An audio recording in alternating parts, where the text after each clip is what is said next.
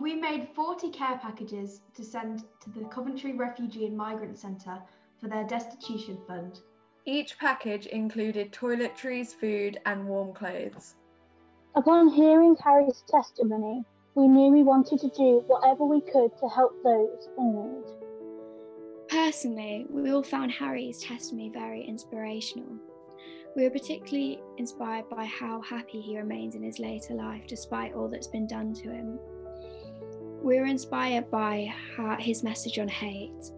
After watching Harry's testimony and hearing a little about his life afterwards, we found it quite beautiful how his way of counteracting the destruction and death was by creating life himself and going on to have a family. We found this extremely inspiring and chose to strive towards the good and celebrate our lives. It became imperative to us, and that is why it became a part of our promise and pledge. So I think one thing that especially stood out to me was that he often spoke of luck within his situation. When he was had to show his hands and he was sent to a factory to work instead of an extermination camp, and he spoke of it more times. Every time he survived, he felt that it was luck.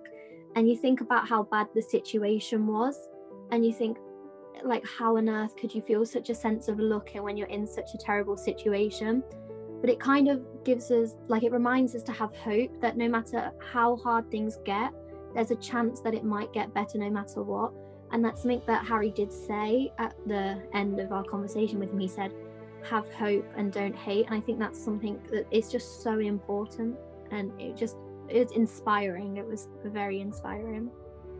Harry spoke about often the importance to not hate and not let hate consume us, because hate can lead to awful things happening, and that is one of the reasons that we want to celebrate life and the value of everyone's lives and the importance of not hating anyone, because life does have a value that should be celebrated. Harry said that if he'd spent even as much as one more day in the concentration camp, he would not have made it out alive. Nowadays, people take 24 hours for granted, but for him, it must have felt like a lifetime. This kind of links with that we should more take in the now than actually worrying about the future, and kind of links with the celebrate life.